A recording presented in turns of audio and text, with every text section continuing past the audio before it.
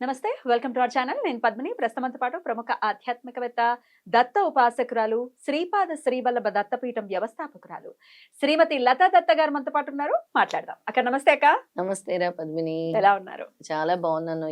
శ్రీ గురు చరిత్ర నిత్యపారాయణ గ్రంథం అని ఇక్కడ ఇవ్వటం జరిగింది. ఎకిరాల భరద్వాజ్ గారు రాసినటువంటి అద్భుతమైనటువంటి గ్రంథం. అందులో ఇంకా ఎటువంటి సందేహం లేదు, ఎందుకంటే చాలా సరళంగా మనకు అర్థం అవుతుంది. అవును, వాసుదేవానంద సరస్వతి రాసిన మనకి సరళ భాషలో అర్థం అవ్వటం కోసము తెలుగులో ఎకిరాల భరద్వాజ్ గారు అందించారు మనకి. ఖచ్చితంగా. అయితే ఈ పుస్తకం ఉండటం ఒక ఎత్తు, దీన్ని చదవటం ఒక ఎత్తు, ఇట్లా తెరిచి చూడటం కూడా ఖచ్చితంగా స్వామి అనుగ్రహం ఉండాలి అని అంటుంటారు. అయితే ఈ గురు చరిత్రను పారాయణం మేము చేయలేకపోతున్నాము, లేకపోతే అదొక ఫస్ట్ క్వశ్చన్ అనుకుంటే, అసలు విధి విధానాలు ఏంటి, ఎట్లా చెయ్యాలి, స్టార్ట్ చేయటానికి ఎందుకని ఈ ఆబ్స్టాకల్స్ ఉన్నాయి, స్టార్ట్ చేయలేకపోతున్నాం, ఎందుకు ఈ ఆటంకం అనేది వస్తోంది, ఈ విషయాలన్నీ ఒక్కసారి మీ ద్వారా తెలుసుకోవాలనుకుంటున్నాను. తప్పకుండా పద్మిని, గురు చరిత్ర గురించి మనం ఎన్నో ఎపిసోడ్స్ చేస్తున్నాము, అయినా కూడా చాలా మంది ఇప్పుడిప్పుడే మేము దత్తభక్తులం అవుతున్నాము, అమ్మ మాకు తెలియజేయండి గురు చరిత్ర పారాయణం గురించి, మీరు ఎన్ని ఎపిసోడ్స్ చేసినా కూడా మాకు ఇంకా ఇన్ఫర్మేషన్ కావాలి అని అడుగుతూ ఉన్నారు. వాళ్ళందరి కోసమే మనం ఇది చేస్తున్నాము. గురు చరిత్ర అనేది అసలు ముట్టుకోవాలి పుస్తకం అన్నా కూడా ఎంతో అదృష్టం ఉండాలి. ఎప్పుడైతే నీ కర్మలు తీవ్ర స్థాయికి చేరుతాయో అప్పుడు ఈ గురు చరిత్ర అనే పుస్తకం నీ దగ్గరికి పరిచయం అవుతుంది. ఎవరో ఒకరు నీకు ఈ పుస్తకం ఇచ్చి దీన్ని పారాయణం చేయి, నీ కష్టాలు తొలగుతాయి, ఈ చరిత్ర పారాయణం చేస్తే నీకు దారి గురువు గారు చూపిస్తారు అని చెప్తూ ఉంటారు. ఖచ్చితంగా అది 100% కరెక్ట్. గురు చరిత్ర పారాయణం చేయటము అని అంటే నీకు గురువు యొక్క అనుగ్రహము లభించబోతుంది అనే ఒక నిదర్శనం. ఫస్ట్ గురువుకి నువ్వు పరిచయం అవబోతున్నావు, గురువు పరిచయం అయితేనే నీకు ఈ చరిత్ర అనేది లభిస్తుంది. ఈ గురు చరిత్ర మనకి భక్తి, జ్ఞానము, కర్మ మూడిటి గురించి చాలా చక్కగా వివరిస్తుంది. భక్తి ఏ విధంగా ఉండాలి, గురువుని ఏ విధంగా పట్టుకోవాలి, గురువుని ఏ విధంగా సేవించాలి, జ్ఞానము నీ జ్ఞానాన్ని ఎలా సద్వినియోగం చేసుకోవాలి, అలాగే నీ కర్మలు, నువ్వు చేసినటువంటి కర్మల్ని ఏ విధంగా స్వామి నీకు, నువ్వు మంచి కర్మ చేస్తే మంచి కర్మ వస్తుంది, చెడు కర్మ చేస్తే చెడు కర్మ వస్తుంది, స్వామి ఏ విధంగా కర్మ సిద్ధాంతం బోధించారనేది గురుచరిత్రలో తెలుస్తుంది పద్మిని. గురుచరిత్ర విధానము చాలా మంది అడుగుతూ ఉంటారు, అమ్మ మేము గురుచరిత్ర పారాయణం ఎలా చేయాలి అని. అందరికీ నేను చెప్తాను, చాలా మంది తెలియక ఏదో ఒక రోజు మొదలు పెట్టేస్తున్నారు. కాదు, గురువారం రోజే గురుచరిత్ర మొదలు పెట్టాలి. ఎవరో మొన్న సోమవారం మొదలు పెట్టానమ్మా అన్నారు. అయ్యో అలా ఎలా మొదలు పెడతావమ్మా, సోమవారం కాదు కదా, గురువారం మొదలు పెట్టాలి గురుచరిత్ర పారాయణం. గురువారం నుంచి మళ్ళీ వచ్చే బుధవారం వరకు పారాయణం అయిపోతుంది. 52 అధ్యాయాలు సప్తాహం. గురువారం రోజు ఉద్యాపన చెప్పాలి. ఏ విధంగా ఉద్యాపన చెప్పాలమ్మా, మాకు తెలియదు ఉద్యాపన చెప్పటం అంటే. లాస్ట్ అధ్యాయము, అలాగే గ్రంథ మహత్యము లాస్ట్ అధ్యాయము గురువారం రోజు చదివి ముగించాలి పద్మిని. గురుచరిత్ర పారాయణం చేసేటప్పుడు మీరు ఖచ్చితంగా అఖండ జ్యోతి పెట్టుకొని చేస్తే దాని యొక్క ఫలితం విశేషంగా ఉంటుంది. అంటే 7 రోజుల పాటు ఆ జ్యోతి వెలుగుతూ ఉంటుంది. అవును. ఒకవేళ జ్యోతి ఏమైనా మనం జాగ్రత్తలు తీసుకుంటాం అయినప్పటికీ ఒకవేళ కొండ ఎక్కితే ఏంటి, ఏమైనా అలా అయితే గనక మీ యొక్క కర్మ పోయింది, మళ్ళీ దాన్ని తీసేసి మళ్ళీ ఫ్రెష్ గా జ్యోతి వెలిగించు. అంతే, భయపడాల్సిన అవసరం లేదు. అలా నీ కర్మ ఏదైనా అయింది, ఒకవేళ నూనెంతా కూడా అయిపోయింది అంటే నీ యొక్క చెడు కర్మ తీసేశారు అని. ఒకసారి పీఠంలో అమావాస్య రోజు సామూహిక గురుచరిత్ర పారాయణం, సప్తాహ పారాయణమే చేస్తున్నాం అందరం కూడా. కరెక్ట్ గా అమావాస్య తిథి వచ్చింది, మర్నాడు చూస్తే చుక్క నూనె లేదు, ఒత్తులు లేవు, మొత్తం కాలిపోయింది, దగ్ధం అయిపోయింది. మళ్ళీ కొత్త అఖండ జ్యోతి పెట్టాము. ఒక్కోసారి భక్తులు అందరి కర్మలు ఆ రూపంలో స్వామి దగ్ధం చేస్తారు. అలాగని జ్యోతిని ఎలా పడితే అలా వదిలేయకూడదు. అఖండ జ్యోతి సక్రమంగా వెలిగేలా చూసుకోవాలి. ఓ ప్లేట్ తీసుకోవాలి, అందులో నవధాన్యాలు వేయాలి, నవధాన్యాలు లేకపోతే బియ్యం పోయాలి, మట్టి ప్రమిది తీసుకోవాలి, దానికి చుట్టూ కూడా పసుపు కుంకుమ బొట్లు పెట్టాలి, ఒత్తిని నానబెట్టాలి, నానబెట్టి అఖండ జ్యోతి ఒత్తి తీసుకోవాలి, నువ్వుల నూనెతో గాని ఆవు నెయ్యితో గాని అఖండ జ్యోతిని వెలిగించుకోవాలి. ఇక అలాగే గురు అనుగ్రహం కావాలంటే పసుపు ఒత్తులతో నిత్య దీపారాధన చేసుకోవచ్చు, అఖండ జ్యోతి కాదు. అవును, సపరేట్ గా చేసుకోవాలి. అలాగే గురు చరిత్రలో మీకు ఏ రోజు నుంచి ఏ రోజు వరకు ఎన్ని అధ్యాయాలు చదవాలో ఈ విధంగా ఇక్కడ ఉంటుంది. గురువారం రోజు 1 నుండి 9 అధ్యాయాలు. ఉమ్. శుక్రవారం రోజు 10 నుంచి 21. ఈ అధ్యాయాలు అంటే మొదటి రోజు 1 నుంచి 9 అధ్యాయాలు కదా అక్క, ఎంత సమయం పట్టొచ్చు సుమారు? ఒక గంట. ఒక గంటలో అయిపోతుంది. ఓకే, ఈజీగా చదివే వాళ్ళకి గంట, కొంచెం ఎక్కువ సమయం తీసుకునే వాళ్ళకి 1.5 2 గంటలు కూడా పడుతుంది. మిగతా అధ్యాయాలక్క అంతేనా? మిగతా అధ్యాయాలు రోజు కూడా అంతేనా? అంతే. అయితే ఈ గురుచరిత్ర ప్రారంభమైనప్పుడు చాలా మందికి ఆవలింతలు వస్తాయి, నిద్ర నిద్ర వస్తుంది, వచ్చేస్తుంది. అసలు ఏంటో అర్థం కాదు. లేచి అప్పుడు అలాంటప్పుడు పుస్తకం పక్కన పెట్టి కాసేపు లేచి అటు ఇటు తిరిగి మళ్ళీ స్వామి నామాన్ని ఒక 5 నిమిషాలు అనుకొని తిరుగుతూ మళ్ళీ వచ్చి పుస్తకాన్ని పట్టుకోవాలి. మళ్ళీ పట్టుకోవాలి. మేము చదవలేకపోతున్నాము, మాకు నిద్ర వస్తుంది, ఆవలింతలు వస్తున్నాయి, ఆటంకం. ఒక 2 3 చూశాను, అసలు ఏదో ఒక హర్డిల్ వాళ్ళకి. గురుచరిత్ర చేసే యోగమే ఇవ్వలేదు స్వామి అసలు. ఒక్కొక్కసారి ఏదైనా బ్యాడ్ ఇన్సిడెంట్ కూడా జరిగిందండి, 2 రోజులు మేము చదవటం మొదలు పెట్టాం, ఒక బ్యాడ్ ఇన్సిడెంట్ వచ్చింది అన్నప్పుడు ఏంటి దానికి సంకేతం ఏంటి? బ్యాడ్ ఇన్సిడెంట్ అంటే ఎంతో పెద్దగా జరగాల్సింది దీంతో స్వామి తీసేశారని. బ్యాడ్ ఇన్సిడెంట్ అని అంటే నువ్వు ఎన్నో కర్మలు చేసున్నావు, నీ యొక్క కర్మలు తొలగించడానికి స్వామి నీకు ఇంకా పర్మిషన్ ఇవ్వలేదు. నువ్వు ముట్టాలి పుస్తకాన్ని అని అంటే స్వామి పర్మిషన్ ఇస్తేనే ముట్టగలవు ఈ పుస్తకాన్ని. ఈ చరిత్ర పారాయణం చేస్తే ఎటువంటి సమస్య అయినా తీరుతుంది, ఎటువంటి సమస్య అయినా.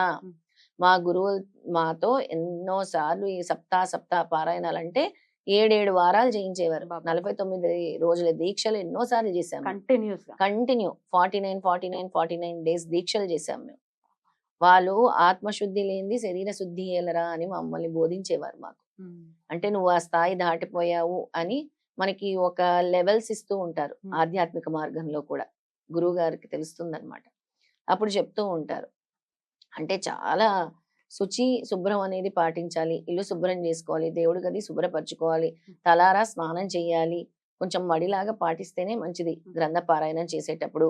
నేలను పడుకోవాలి, బ్రహ్మచర్యం పాటించాలి, ఏకభుక్తం చేయాలి, అలా రాత్రిపూట టిఫిన్ మాత్రమే చేయాలి, ఆ 7 రోజులు కూడా స్వామి నామస్మరణతోనే ఉండాలి, అలాగే సిద్ధమంగళ స్తోత్రం 11 సార్లు పారాయణం చేయాలి. ఇవన్నీ చేస్తూ కూడా ఒకవేళ ఇంకా అంటే పిచ్చి పిచ్చి మాటలు మాట్లాడడం, అబద్ధాలు చెప్పడం, ఎటువంటి విషయాలకి దారితీస్తుంది? ఇలా గనక మనం తప్పులు చేస్తే స్వామి మళ్ళీ నిన్ను రిపీట్ చేయమని శిక్షిస్తారు. నువ్వు చిన్న నియమాల్లో ఈ నియమాలని కూడా మనం యాడ్ ఈ నియమాలు కూడా యాడ్ చేసుకోవాలి. నువ్వు చరిత్ర పారాయణం చేస్తూ ఒకరు దూషించిన, ఒకరికి హాని తలపెట్టాలని చూసిన, ఒకరిని పైకి రానివ్వకుండా చేసిన, ఏదో ఒక విధంగా దుష్ట చర్యలు చేస్తే మాత్రం స్వామి నీకు పారాయణ ఫలితం ఇవ్వరు, ఖచ్చితంగా ఇవ్వరు. ఎందుకంటే దీనికి నిదర్శనంగా ఒక అధ్యాయం కూడా ఉంది మనకి. అందులో ఒక మహారాజు శ్రీపాద వల్లభుని నమ్మకుండా వేరే బ్రాహ్మణుల చేత దత్త పురాణాన్ని చేయిస్తూ ఉంటారన్నమాట. అయితే వాళ్ళకి భూత ప్రేత పిశాచ బాధలు వస్తూ ఉంటాయి. ఈ గ్రంథ పారాయణ ఫలితం ఇవ్వరు గనక స్వామి ఇంకా వేరే వేరే విధంగా కూడా శిక్షలు. ఎందుకంటే ఎప్పుడైతే స్వామి ఉన్నారు అని నువ్వు పారాయణం చేస్తావో అలాంటి ఫలితాన్ని నేను ఇస్తానని స్వామి చెప్పారు. ఇట్లాంటివి చేస్తూ మనలో మార్పు రావటం కోసమే స్వామి ఇచ్చేటటువంటి శిక్షలు కదా. ఇప్పుడు తీసుకెళ్లి జైల్లో పెట్టారు అని అంటే నువ్వు చేసిన తప్పుకి పనిష్మెంట్, నీలో కూడా ఎంతో కొంత పరివర్తన అనేది ఉండాలనే పెడతారు. స్వామి కూడా అంతే, శిక్షిస్తున్నారు అంటే మన అబద్ధాలు ఆడుతున్నాం, పిచ్చి పిచ్చి మాటలు మాట్లాడుతున్నాం అంటే వాటిని మార్చుకోవాలి. పాపం చాలా మంది అమాయకులు కూడా చెయ్యని తప్పుకి కూడా శిక్ష అనుభవిస్తూ ఉంటారు. అది వాళ్ళ యొక్క ప్రభావము, పూర్వజన్మ కర్మలు. శనీశ్వరుడు వచ్చినప్పుడు మనకు ప్రమేయం లేకుండానే పోలీస్ కేసులు, కోర్టు కేసులు, జైలుకు వెళ్ళటాలు ఇలాంటివి కూడా జరుగుతాయి. అలా అంటే వాళ్ళు ఏదో చాలా తప్పులు చేసిన వాళ్ళని వేరే ఎలా చూడటం కాదు, వాళ్ళకి ఆ సమయంలో ఆ కర్మ అలా స్వామి రాశాడు. అలా అని వాళ్ళు చెడ్డవాళ్ళు కాదు, చాలా మంది మంచి వాళ్ళు కూడా జైలుకి వెళ్ళిన వాళ్ళు ఉన్నారు. అలా అన్నిటి నుంచి, నీ కోర్టు సమస్యల నుంచి, అలాగే ఉద్యోగ బాధల నుంచి, శారీరక బాధల నుంచి, ఆరోగ్య సమస్యల నుంచి, అన్నిటి నుంచి నేను బయట వేసేది అద్భుతమైన గ్రంథం ఈ గురు చరిత్ర గ్రంథం. ఈ చరిత్రలో పద్మిని ఒక్కొక్క దానికి ఒక్కొక్క మహిమ చెప్తూ ఉంటారు స్వామి. 3-5 అధ్యాయాలు చదివితే గురు అనుగ్రహం లభిస్తుంది. అద్భుతం గురు చరిత్రలో. అలాగే ఇంపార్టెంట్ అధ్యాయాలు చెప్తున్నారా? ఇంపార్టెంట్ అధ్యాయాలు చెప్తున్నారు, చేసుకోండి. 3-5 అధ్యాయాలు గురు అనుగ్రహాన్ని పొందుతాం. ఇదే ఈ ఎకరాల భరద్వాజ గారి గురు చరిత్రలో 3-5 అధ్యాయాలు చదివితే సంపూర్ణమైన గురు అనుగ్రహం లభిస్తుంది. 7వ అధ్యాయం చదివితే గోకర్ణ ఫలితం తెలుస్తుంది. 10వ అధ్యాయం చదివితే వల్లభేశ్వరుని స్వామి ఏ విధంగా కాపాడారో, మనల్ని ఎలా రక్షిస్తారో అంతటి ఫలితాన్ని ఇస్తారు. ఎటువంటి ఆపదలోనైనా నిన్ను రక్షిస్తాను అని. 14వ అధ్యాయం మొత్తం కూడా గానగాపూర్ విశిష్టత ఉంటుంది. 23-24 అధ్యాయాలు మన కుమసి క్షేత్రంలో విశ్వరూప దర్శనం ఇచ్చిన అధ్యాయం గురించి ఉంటుంది. ఆహా, అబ్బా. అలా ప్రతి ఒక్కటి 28వ అధ్యాయంలో మనము మన యొక్క పాప ఫలితాల గురించి ఉంటుంది. అలాగే 13వ అధ్యాయం చదవటం వల్ల నీకు ఆరోగ్య సమస్యలు దూరం అవుతాయి. 18వ అధ్యాయం చదవటం వల్ల నీకు ఉద్యోగంలో సమస్యలు ఉంటే, అలాగే మీ బాసులతో సమస్యలు ఉంటే తీరుతాయి. 21, 22 అధ్యాయాలు ఉంటే స్వామి అభయహస్తం ఇస్తారు. ఇవన్నీ కూడా మీరే రాసుకున్నారు కదా, నేను అన్ని కూడా నోట్ రాసుకున్నాను. చేసుకున్నారు చెప్పాలి అని. చెప్పాలి మన భక్తులకు అందించాలి, దత్త భక్తులకి అని నేను చేశాను. ఈ పుస్తకం ఎక్కడ దొరుకుతుంది అక్క? ఈ పుస్తకము మన దగ్గర అంటే మన వాళ్ళకి పీఠంలో? గనక ఎక్కడ లభించకపోతే మన దగ్గర కూడా మన ఉంటుంది. పీఠంలో ఉంటుంది, మన పీఠంలో కూడా ఉమ్. గురు చరిత్ర బుక్ ఉంటుంది. తీసుకోవచ్చు. అసలు దత్త అనే నామం పలకటానికి ఉమ్, 18 పురాణాలు చదివిన ఫలితం, ఉమ్. 1000 అశ్వమేధ యాగాలు చేసిన ఫలితం, దత్త నామస్మరణకి ఎంతటి ఫలితం అంటే గోకర్ణ క్షేత్రము, కాశీ, అలాగే ప్రయాగ, నారాయణ క్షేత్రాలన్నీ తిరిగిన ఫలితం కూడా దత్త ద్విఅక్షరంలో ఉంటుంది. బా, బా, బా. అంతటి ఫలితం. ఆ, దత్త అనే దత్త. నామం పలకాలి అనంటే జన్మ జన్మల అదృష్టం ఉండాలి. Right. దత్త కుటుంబంలో మీరు చేరాలి అనంటే దత్తాత్రేయ స్వామి అనుగ్రహం ఉండాలి. ఒక్కసారి దత్తాత్రేయ స్వామిని పట్టుకున్న తర్వాత స్వామి మీ జీవితాన్ని ఎలా మారుస్తారో చూడండి. దత్తాత్రేయుని పట్టుకోక ముందు, పట్టుకున్న తర్వాత స్వామి మీ జీవితంలో నేను ఉన్నాను అని ఆయన ప్రెజెన్స్ చూపిస్తూ ఉంటారు పద్మిని.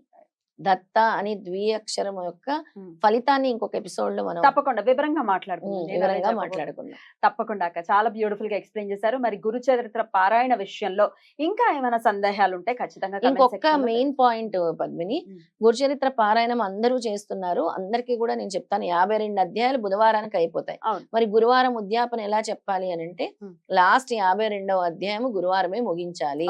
ఆ ఒక్క గ్రంథ- అధ్యాయం లాస్ట్ లో లాస్ట్ లో చదువుకోవాలి. ఉమ్. గ్రంథ మహత్యం అని ఉంటుంది, గ్రంథ మహత్యం కూడా చదువుకోవాలి. ఉమ్. 11 మందికి అన్నదానం చేయాలి.